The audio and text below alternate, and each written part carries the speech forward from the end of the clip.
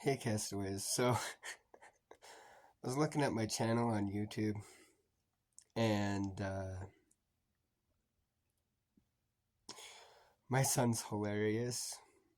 He's 9, and he's been doing way more videos than me, but he's posted them all on YouTube. They're just short videos. It's nothing really that big or anything else like that, but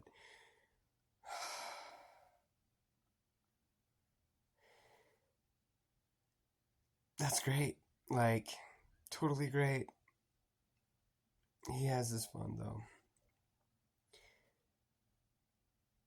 I just now looked over that stuff because I was curious as to what all was on my Facebook profile because I know he's been using it and stuff like that and whatnot, but I didn't realize that he was using it to post such random stuff. Uh, anyway,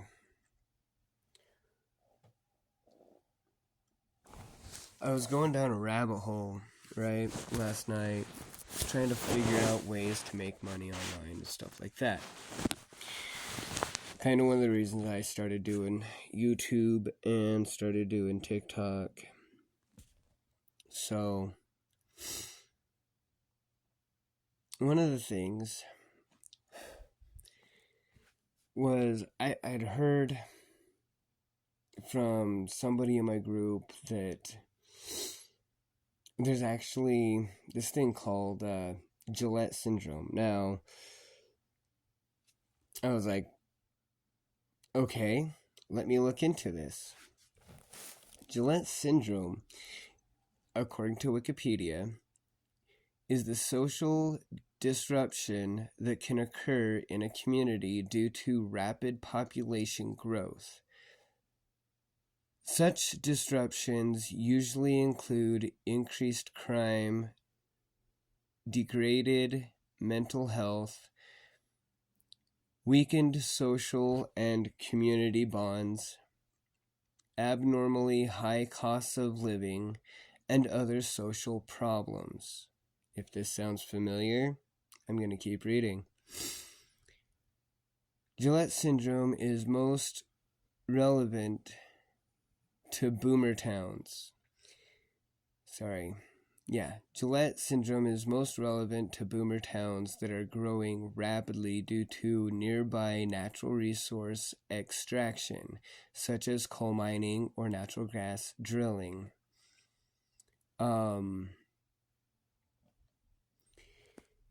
Anyway, I read a couple of different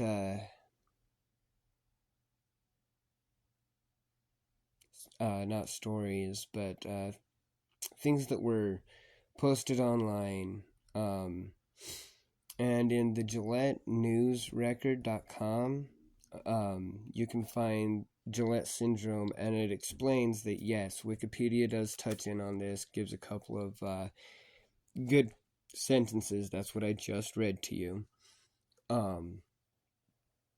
But it goes on to explain that this one psychologist, L. Dean Kohrs, or Kohrs, Kohrs, I'm not sure how to say that. Anyway, he coined the term Gillette syndrome in an attempt to describe the social impacts of rapid coal mining development on the boomtown of Gillette, Wyoming. So, that was back in the 60s and 70s. And since then, because so many mines and everything were opening up around Gillette, and Gillette had a really good place for people to, stay at or whatnot.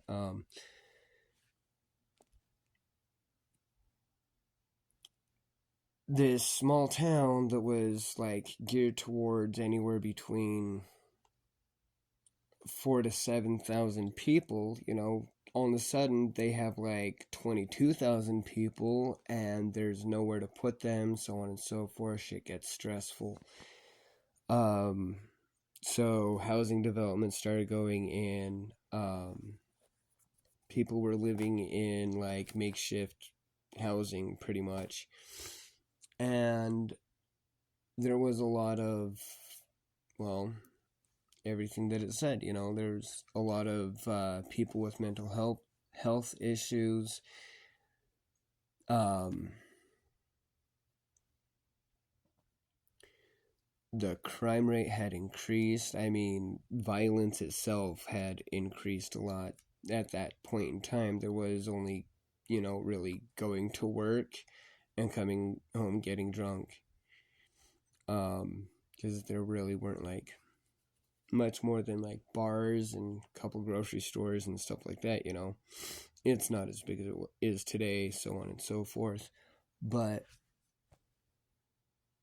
it makes me realize, how America as a whole, if you think about it, is kind of going through this. Everybody's mental health is declining. A lot of us, a lot more than others. All of the cost of living across the board of America is going up. I mean, we're all kind of suffering from this shit. But what makes this syndrome so localized, more or less, is because there's been generations upon generations upon generations that have lived here.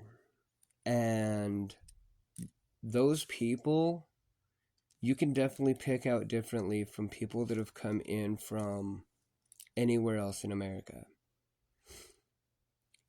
They have this sense of entitlement to them that seems unwarranted.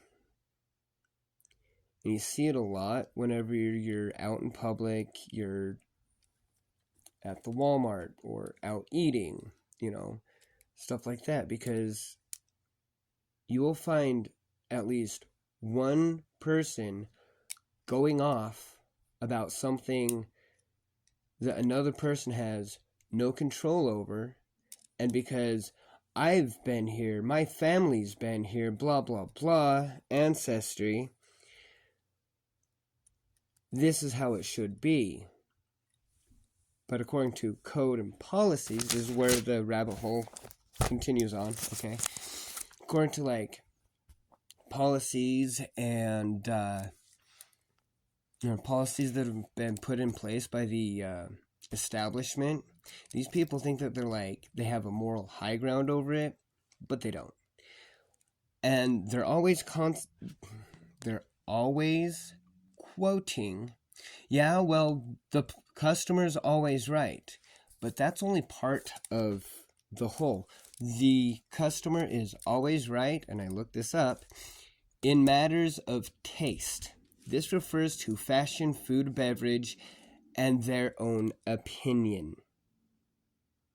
This does not refer to a moral high ground or being above any policies put in place by that establishment. The phrase was coined and used to promote better customer service. Customer's always right. No, you're right. Those shoes do not match that shirt. Oh, you know what? I'm sorry the steak was overdone for you. Let me go back and have them remake a new steak for you. Not a problem. Things within control. Okay? Things out of control. Things that the established can't give leeway on. Say, no, that case of Pepsi, it does cost $8. I can't change that. The vendor makes us have to pay them, and they put their prices on our shelves. So that way, it's a fair trade. We sell their product, we give them money to bring more product in so we can sell their product. That's how retail works. I don't know if anybody else knew that, but here's that. Well, this is the end of this one. Mind you, this is not 100% factual, and much love, castaways. Have a good day.